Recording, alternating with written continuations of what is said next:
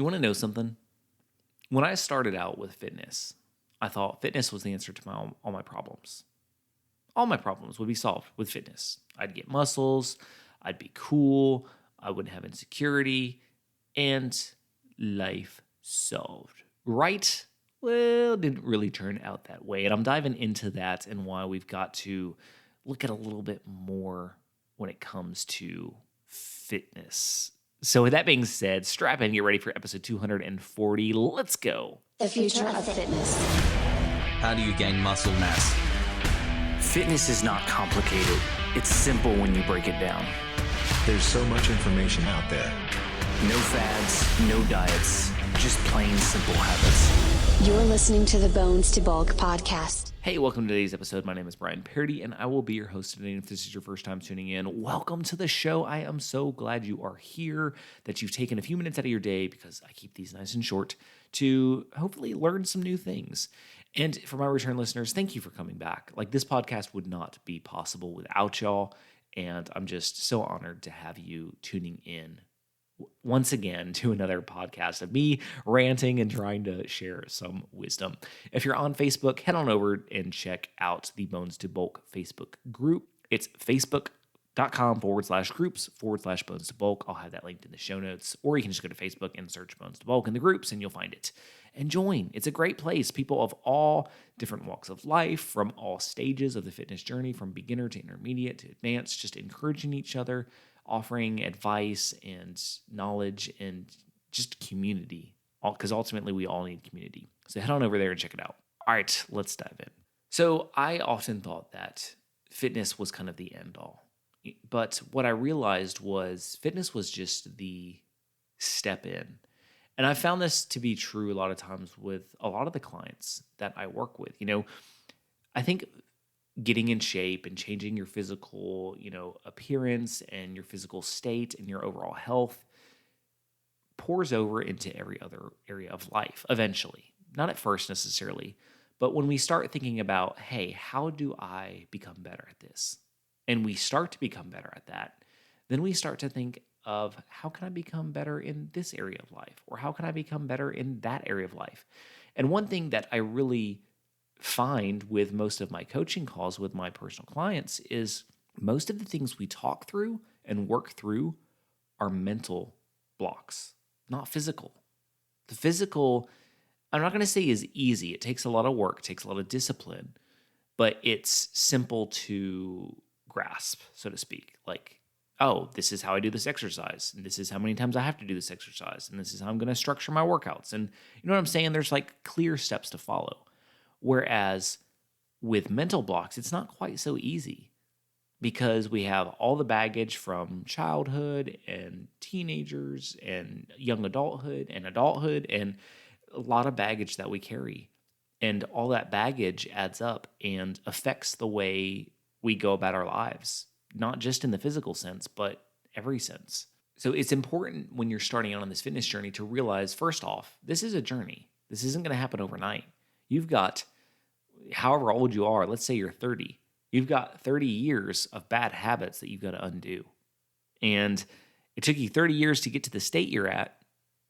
I'm not saying it's going to take you 30 years to get out of it, but it's not just going to be, a quick weekend 30-day fix thing. You know what I'm saying? It's going to take some time. It's going to take some work. It's going to take some effort. It's going to take some sweat, sometimes some tears, hopefully not any blood. But, it takes a lot of effort, but it's worth it. Because as we begin to change, and again, I'm not just talking about our physical state, we begin to see what we're capable of. Take me, for example. I was this shy, quiet, 23, 24-year-old, didn't feel like I could really accomplish anything in life. I just had a lot of insecurities, a lot of self-doubts, a lot of baggage. And fitness didn't solve all those problems. I didn't start getting in shape and start working out and then, oh, my life is fixed. No, but what it made me aware of is like, okay, I was able to step into my fitness and change it. So that gave me a little bit of confidence. Okay, so I can change my course. I can change where I'm headed. I can change the physical. So what else can I change?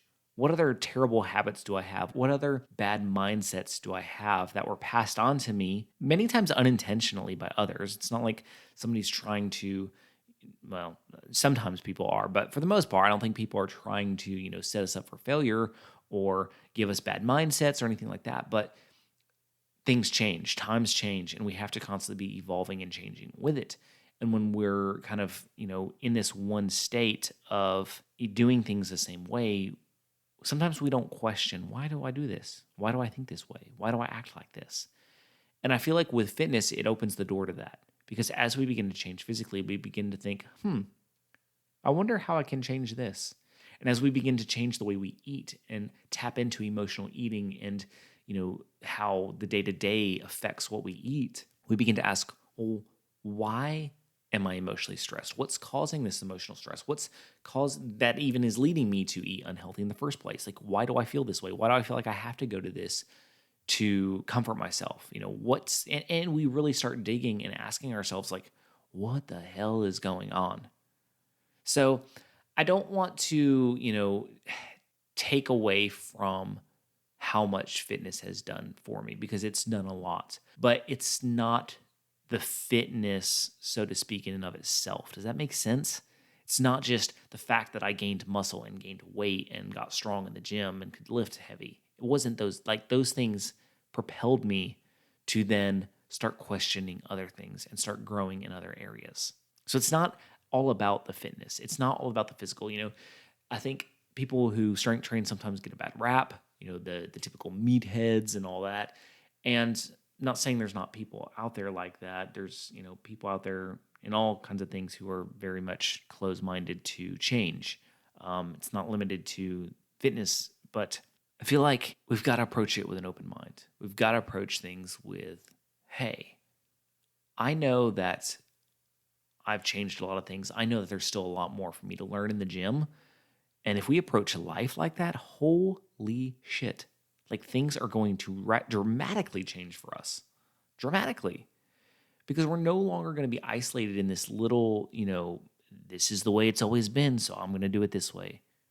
We're not stuck in, that's how it was done when I was a kid, so that's how it's going to be done today. Because if we're able to change our fitness and our physical being and how we eat and everything around that and our habits, then shoot, we can change a lot. You know what I'm saying? We don't have to stay stuck in those old ways. Maybe the way it was done when I was a kid isn't the best way. You know what I'm saying? And it just opens up the door to so much possibility.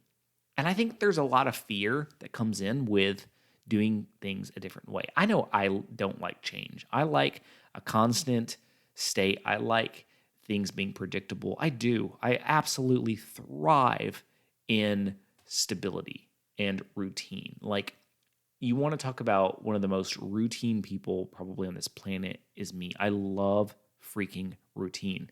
But guess what? I know that routine isn't always the best thing for me. I know that I've got to shake things up. I know that I have to go after harder things. I know that I have to push myself and stretch myself outside of my comfort zone in order to become a better person. Not just physically, but all around. And that's not comfortable. It's not something I want to do, but I know it's necessary. And so usually when I'm feeling stressed because of change, there's that initial stress, and I get stressed just like everybody else and want to emotional eat and want to drink. But then I take a step back like, okay, I'm feeling like this because change is coming. And while I don't particularly like change, I know that change usually brings about really good things. So it's opening up our minds to accept that change. Just like the change in my physical body when I started working out and eating right and all that changed, and it was a good thing.